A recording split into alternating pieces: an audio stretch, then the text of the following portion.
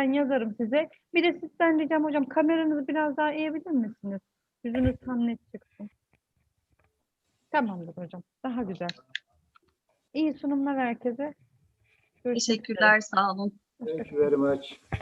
Hello everyone. First of all, I would like to my sincerest thanks to organization committee for this organization, and I would like to express my deepest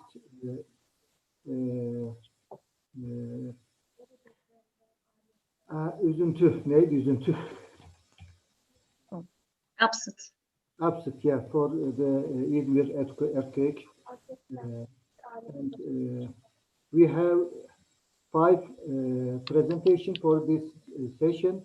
The first presentation, organic agriculture from the beginning to the present. Ayça Nur Şahin will present this presentation. Yes, Mrs. Ayça. Thank you. Hi, everyone. First of all, my name is Ayça Nur Şahin. I am from Iğdır University. I am a researcher, assistant doctor at Iğdır University, and we study with Associate Professor Dr. Yakup Erdal Ertürk. And my presentation subject is organic agriculture from the beginning to the present.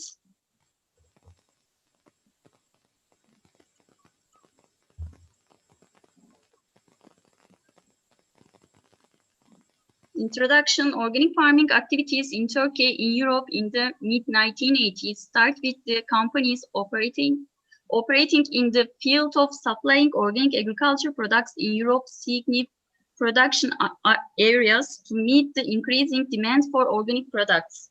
These companies informed the producers around Izmir about this new production technique and encouraged them to produce.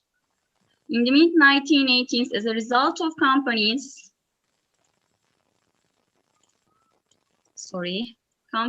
operating in the field of supplying organic agriculture products in Europe, seeking new production areas to meet the increasing demand for organic products and informing the producers around Izmir about this new production technique and encourage them to produce, they were contracted to a limited number of producers in 1984 and 85. It started with organic grape production in accordance with the agricultural model.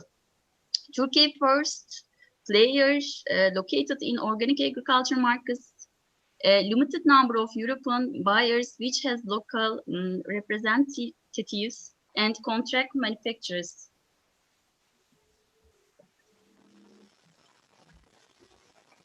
The first exports of organic agriculture product from Turkey in the year 1985, only 3 items with the product, dried apricots, raisins, and dried figs was held from Izmir. Later products such as dried apricots and hazelnuts were included in these products and spread to different regions. Organic products varieties have continuously increased in terms of both variety and quantity, in parallel with the increase in demand from European countries. Organic production projects began to be carried out in all of Turkey since the late 1980s. Therefore, Turkey has expanded over the years range of organic products. Organic production, which started with a limited number of farmers and tree production in the mid-1980s, has increased to 223 products by 2019. Today, from fresh fruits and vegetables, legumes, various field crops such as cotton and wheat, medical and aromatic plants, and dried fruits, apple, hazelnut, walnut, pistachio, dried fig, apricot, and grape, livestock, organic honey, organic milk, meat, and egg, etc. Fishers, processed products to textiles and agro-ecotourism. Organic products produced in our country have been increasingly diversified in recent years. The main ones can be listed as fresh fruits and vegetables, legumes, field crops such as cotton and wheat, medicinal and aromatic plants and dried fruits, apple, hazelnut, walnut, etc. The organic agriculture production method, which was first applied in Izmir in 1918, separate to 35 by the year 20s. In these contents, the province with the most organic agriculture, Izmir, Malatya, Şanlıurfa, Aydın, Bursa, Hatay, and Afyon. There's a difference today in the production that start with dried fruits at the beginning, and the products produced are collected in 9 main categories. These dried fruits, nuts, fresh and processed fruits and vegetables, pulses, cereals, oilseeds, industrial crops, spices and herbs, other raw or processed products. Data of the organic agriculture in Turkey, you can see the decreasing from 90 to 290 and 215 and then 218. We can see the decreasing from 150 from the 200s. And then cultivated area, natural gathering area, total production area, and production amount just also be decreased in the Turkey. And as of 2019 in Turkey, it is seen that 74,545 producers is doing organic agriculture with 213 kinds of products and 2,030,476 tons of production in a total area of 545,018 hectares. We can see to them in there. Turkey's exports of organic products in Turkey, a portion of about 19.5% of the total organic agricultural production are sold to foreign countries. The number of countries exported is around 26. The most important countries in foreign markets are European countries with a 70% share and the USA with 19%. Among the UA countries, Germany comes first with a market share of 18% among the UA countries. Besides Germany, a scientific level of organic agricultural products is exported to France, Netherlands, Switzerland, Italy, England, and Sweden.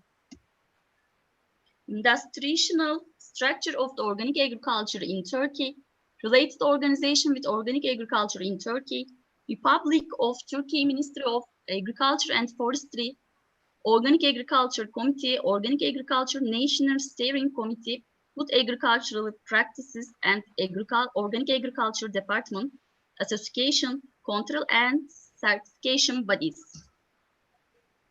State support for organic farming in Turkey. First of one is contractual production. Second one is organic agriculture in treasury lands. Third one is low interest loan. Fourth one is rusum arrangement. Fifth one is supporting the producer who prefer environment purpose agriculture land conservation program. Sixth one is support payment for organic agriculture and food agricultural practices, soil analysis and use of bamboo speed. Conclusion, repeatedly emerging consumer demands for healthy breed in Turkey positively affect the organic agriculture production. Production areas are spread across the country. Unlike classical agriculture, organic agriculture, which is carried out by a more conspicuous produce segment, has the potential to become widespread in parallel with this awareness in the society. The high level of income and education of the organic farming consumer result that they are willing to pay higher money for the certificated products and provides a sales guarantee. This is a safe opportunity to increase farmer welfare.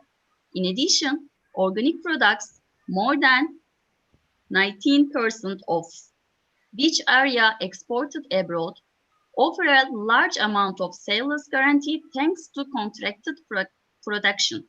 If business demand is added to this, the way for our producers will be escalated. This production line, which has been successfully carried out by the institutions and organizations that direct organic agriculture, should be carefully protected and supported.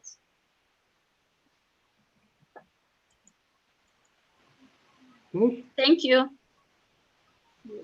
Yeah, thank you, Dr. Ayça. Is there any question? I think no. Okay, thank you. Thank you very much, Dr. Ayça. Thank you also. I am so sorry. It's okay. It was good. Yes, the next presentation is determination of genotoxic effect of oxyfluorphan by the allium test method.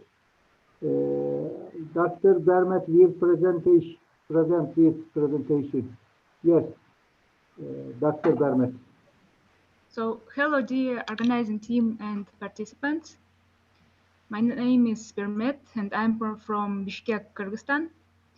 I want to share with you results of study of the genotoxic effects of oxyfluorphan using the allium test method.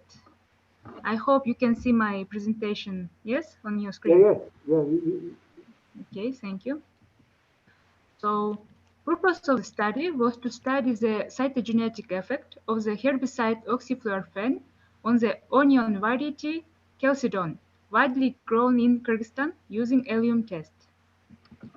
In this study, we planted 3 groups of onions. First, in distilled water as a control group. You can see them on this picture. And second group was planted on 0 and 5 point solution of oxyfluorphan herbicide. And you can see them on this picture. And third group, And third group, you can see them here, were planted on 0 and 1% of oxyfluorphan herbicide.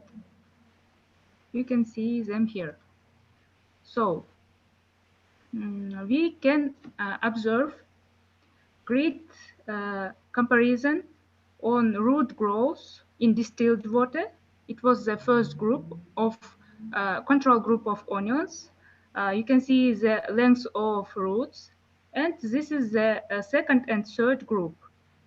Here is the little growth of roots. In this table, we give the influence of oxyfluorphan herbicide on cytogenetic parameters of Chalcedon onion roots. So we examined 2,000 cells of control group, also 2,000 groups of 1%, no, not 1%, 0.1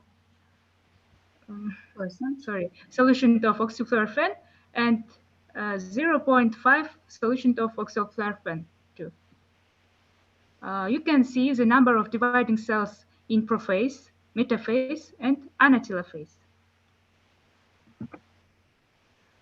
Also, we give the diagram of reduction of the mitotic index under the influence of solution of the herbicide oxyfluorphan in various concentration. So mitotic index, we give it in blue color, prophase in red color, metaphase in green color, and anatelophase in such a violet color. It's a control distilled water group.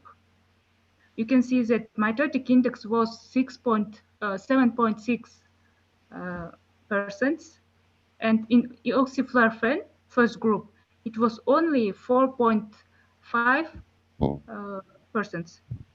And in oxyfluorphan third group, it was 3.4%. An telophasal method in studying cytogenetic effects showed that the levels of various chromosomal aberrations were determined by the anatelophase method of the oxyfluorphan herbicide on the Chalcedon variety onion, the normal karyotype of Chalcedon onion, and normal phases of mitosis, micrographs of some abnormal chromosomal aberrations, and genomic mutations are shown in later figures. So in the figure 5, we can see the prophase stage in the onion cell. In the figure 6, the stage of metaphase in the onion cell, the anaphase of the onion cell, and the metaphase and telophase in the onion cells. In the figure 9, we can see the pathologies of mitosis and chromosomal aberrations, such as bridges in A and C here. Also, fragments in B, loss of orientation during chromosomal division in A, B, and C photos, also asymmetric mitosis in D.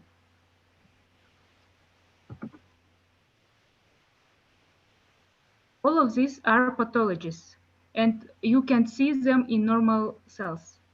Loss of bridges and orientation of chromosome cleavage in E photo, even fragments in F, polyploidy in G, also polypolarity in H.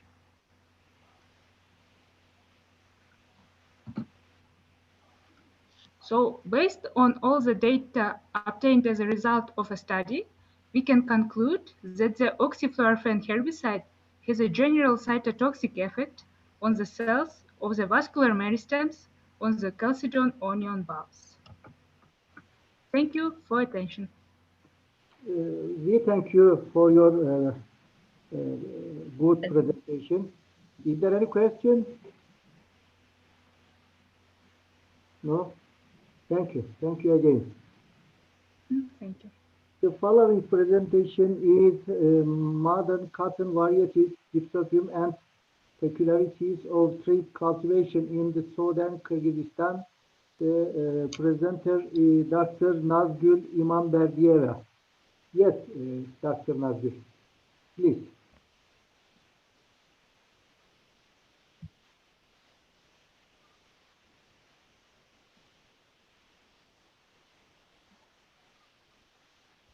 Can you hear me, Dr. Nazgul?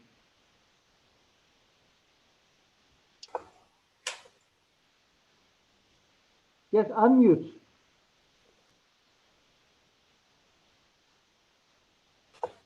Yes. Hello. Okay, okay, yes. Can you hear me? Yes. So Yes. So this is your turn. You can present your presentation.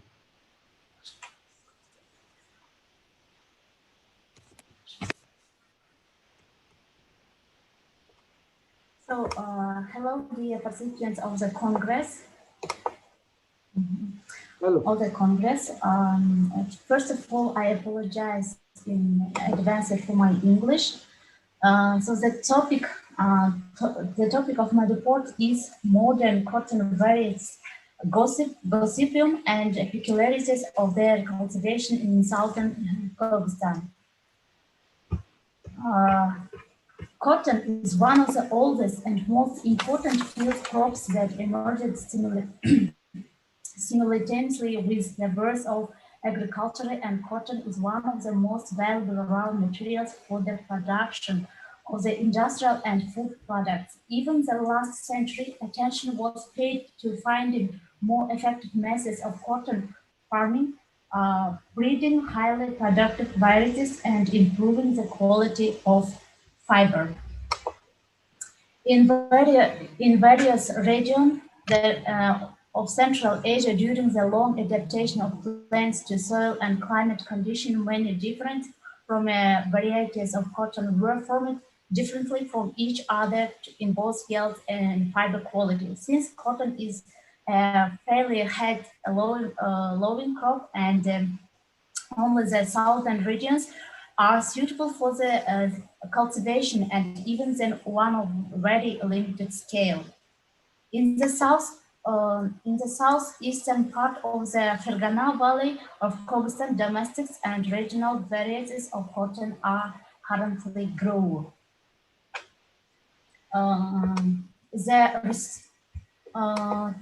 The researchers was conducted in 2019 the Karasu experimental station for cotton production of the Institute of Agriculture of Kyrgyzstan. The Kyrgyz cotton growing experiment station is located in eastern part of the Osh Valley, Valley, as I show in the Karasu region. All selection agro-technical and agrochemical measures of the country are aimed at creating an industry precious, highly yielding varieties of cotton with high quality fiber for the foothill zone of the Fergana Valley. In the course of phenological observation in 2018, it was noted that the zoned Chinese cotton variety K44 in growth is much higher than domestic varieties. The Chinese varieties produced are more abundant crop than other domestic varieties, but the fibers of domestic varieties are superior to the Chinese varieties in strength and fine fiber. The fibers of one of the fiber varieties are stronger and longer than other fibers of medium fiber varieties of cotton. Therefore, the yarn and foam that is turned out to be 1.5 and 2 times more durable, with a sown area of 24.4 thousand hectares. The gross cotton harvest amounted to 35.6 thousand, which exceeded the same in indicators last year by the 3.4 thousand tons.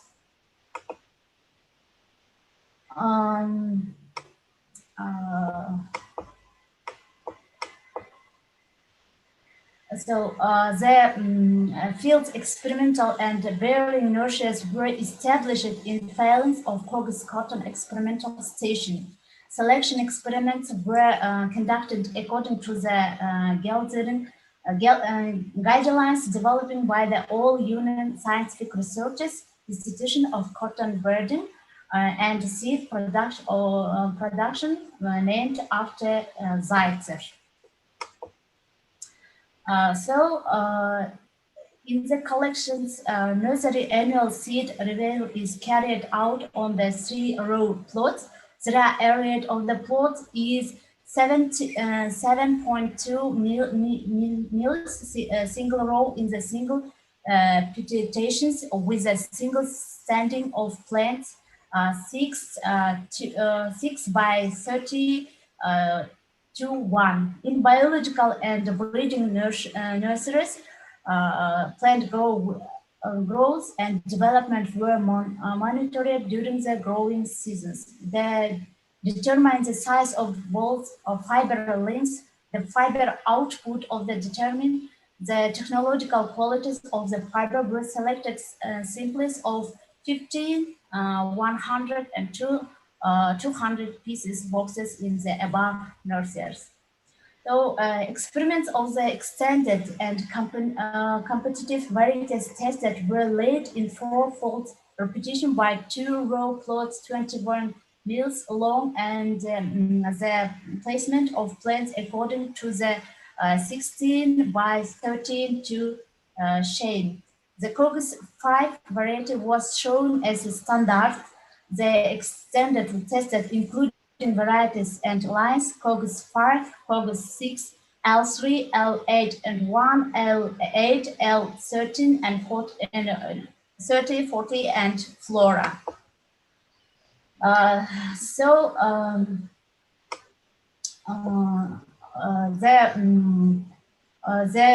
Kyrgyz cotton growing experiment station is located in the eastern part, as I show, and of the Osh Valley in Karasu region.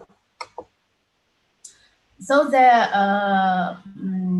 this station was founded in 1958. So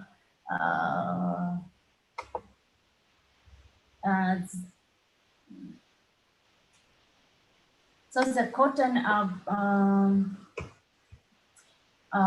growing in Republic. Cotton growing in Republic is one of the export ordinated branches of product. Cotton growing areas are located in the Fergana Valley at an altitude of 700 to 1,020 millimeters above the sea level, variable from growing cotton.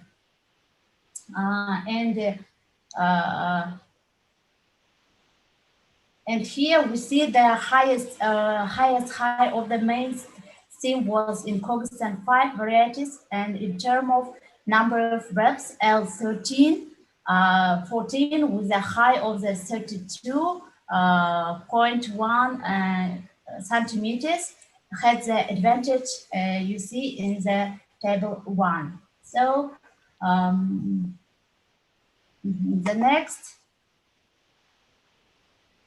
As a present of development and reform of cotton growing is accompanied by the emergence of number of serious and unresolved problems that hire of more progressive and effective development of the industry. The downward trend in production of raw cotton and their area under cotton, along with the other factors, is closely related to the purchase prices for the raw cotton.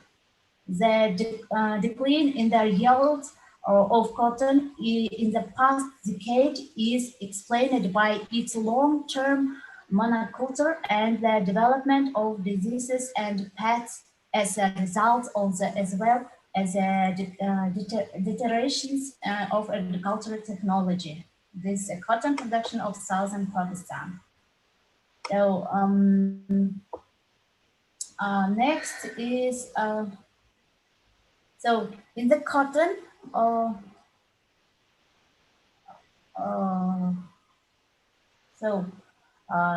here you see the these frame neat and improved longer fiber varieties that are resistant to pests and diseases from the Kyrgyzstan. In 2002, a new cotton variety, Kyrgyz 5, was zoned, which exceeded its yield from Kyrgyz 3 by 3.0.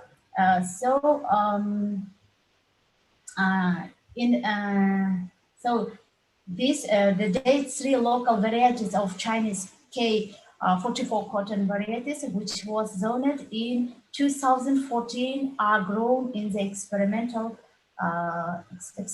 station. Here, so here you see the cotton varieties. Is first the Kyrgyz 5 is the cotton variety Kyrgyz 5, which has zoned in 2002, distinguished by the length of the grape and the strength of the fiber. Today, it's grown not only in the south of Kyrgyzstan, but also is the main variety of cotton that is grown in some regions of Uzbekistan.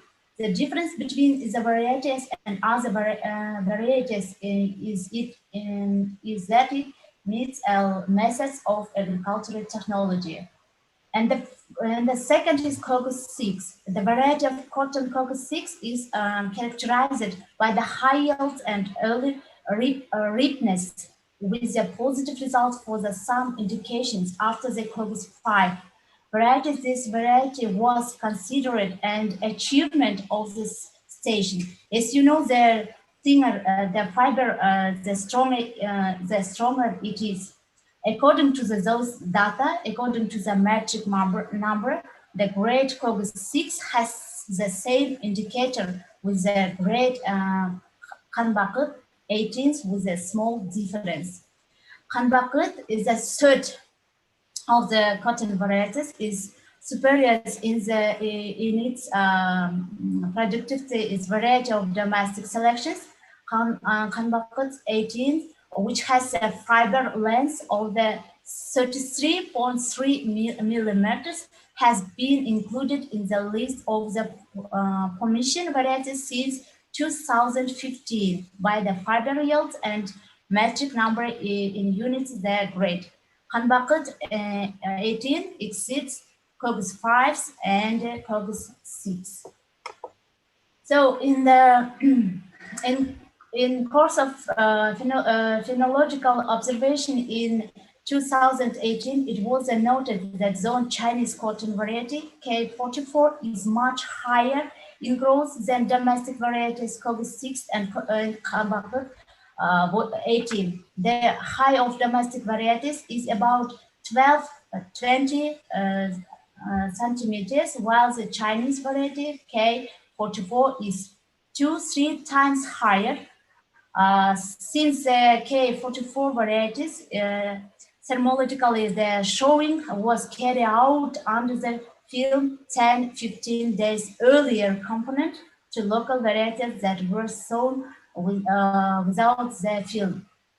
Under the film K44 ripeness 7 to 10 days earlier than domestic ones, the Chinese varieties gives a more painful harvest and other domestic varieties, but it must be borne in mind that is not the abundance of the fiber that is important, but the fiber with a fine thread.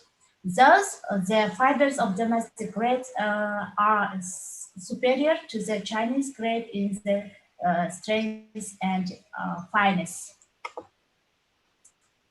So the fine fibers are stronger and longer than medium fibers of cotton. Therefore, in the yarn made from it 1 and 5 to 2 times more durable, and besides being more twisted and long, they better interlock with each other when spring. Therefore, a greater number of meters of valuable and experienced fiber and are produced. So we hear the growth and development of the cotton first of all depends on the level of the position with the necessary nutrients, and the study of the content of the nutrients in the soil under the cotton and integral part of the researches related to the use of phytogens and different plant dynasties. With the sown area to 24.3 thousand hectares, our gross harvest of cotton amounted to 45 and 6,000 tons, which exceeded the same indicator of last year by 3.4 thousand tons. So in the south of Pakistan, the cotton field is most common and harmful in the cotton melon aphid gossipy glow. There is also large cotton aphid. A cotton moth demanding the food organs of cotton, the common spider, newt, like has tailors, is a seeking pest of cotton. If there are no timely measures to combat this pest, the loss of the cotton yield research up to 50%. 50%. In the fields of cotton growing, there are several particular important organically interrelated problems that are being developed to creating, except in a number of researchers institutions, but their fastest efficient completion requires strengthening and expanding complex research at the modern molecular, secular, and organismal level, or should be resolved in the near future with the use of various approaches, equipment, apparatus, and can be increased the productivity of cotton during the cultivation and gain invaluable value in the industry of the most demanded agricultural crops. Thank you for your attention. Thank you very much, Dr. Nazgül. Thank you very much. Is there any question for Dr. Nazgül? No. The following presentation is the effect of different solid growing media on onion fresh leaf yield in soil cultures. I think Hasan Can will present his presentation, but I cannot see him. Organization committee, is there anyone there? Okay, I'm here. I think Hasan Can is not here, right? Hasan Can katılamayacak hocam. Okay. Onu geçeceğiz. Aha, onu geçeceğiz hocam. Okay.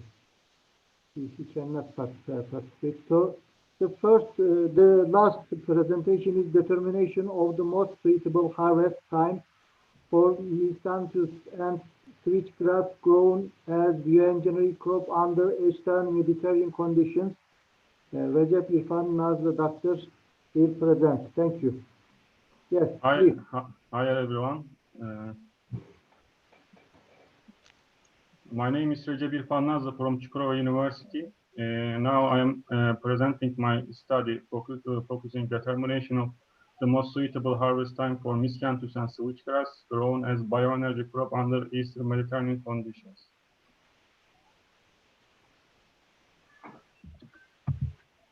The gradual depletion of fossil fuel reserves and their adverse environmental effects, especially greenhouse gas emissions, have increased the interest in renewable energy sources in the 21st century. The combustion of the biomass to generate heat and electricity is a promising form of renewable energy generation that both reduce dependence on fossil fuels and mitigate global climate change. Miscanthus and switchgrass are perennial grasses and which attract so much attention as a biomass feedstock due to their high biomass yield, good combustion or biomass quality, longer lifetime. It can be up 20 years, low input requirements, and numerous environmental benefits. Miscanthus is currently the most widely grown bioenergy crop in Europe, especially for local co-firing in heat and power plants. Switchgrass has been chosen as a model bioenergy crop to be cultivated on marginal lands in the USA for both solid biofuel and bioethanol production. But high biomass yield is not sufficient for sustainable biomass production. It must be promoted by a good combustion or biomass quality. Biomass quality is determined especially for parameters. These are moisture, ash, mineral, and fiber contents. In other words, cell wall compositions. High moisture and ash contents decrease the heating value of the biomass, and additionally, high moisture contents increase storage losses in long-term storage. Therefore, moisture content should be below 25%. High mineral and ash contents also cause a number of serious problems during combustion, such as deposition, slugging, pooling, corrosion, and hazardous gas emissions such as nitrous oxide and sulfur dioxide. Unlike cellulose and hemicellulose, generally lignin increased heating value due to its higher carbon contents. Therefore, the higher lignin volatile ratio of a biomass better its heating value. Harvest time is the parameter that has the most impact on both biomass yield and quality in biomass production. If harvest is delayed late winter or early springs, generally biomass quality is improved due to reduced moisture, mineral, and ash contents. And also in this kind of harvesting systems, lignin content is generally increased. However, the light harvest system also causes serious biomass yield losses up to 53%, especially in colder regions like Northern Europe. Therefore, determination of the most suitable harvest time is critical to both reducing yield losses and achieving a satisfactory biomass quality. The objective of the study was to determine most suitable harvest time for miscanthus and switchgrass by investigating the effects of 5 successive harvest times on biomass quality parameters. The field experiment was conducted in Adana between October 2018 and February 2019. The experiment site is characterized by the typical Mediterranean climate. The field experiment was arranged according to a split plot design with 3 replicates. Any fertilizer was not applied during the study, and also from each pilot, 10 crops were randomly selected in 5 successive months. These are October, November, December, January, and February. Fresh samples were oven dried, then milled. After milling, nitrogen, ash, and fiber contents were determined by specific methods. And also field trees was arranged a split plot design, but each species were analyzed according to randomized complete block design, and also LST test was used to separate means. Harvest times significantly affected all biomass quality parameters in miscanthus, and also moisture, ash, nitrogen, and hemicellulose contents decreased with each delayed harvest, but oppositely, lignin and lignin holocellulose ratio significantly increased with each delayed harvest. In switchgrass, like in miscanthus, moisture and ash contents decreased with each delayed harvest, and the lowest values were detected in February harvest. But lignin content, the highest lignin content was determined in January, and also lignin holocellulose ratio, the highest lignin holocellulose ratio was detected in January harvest.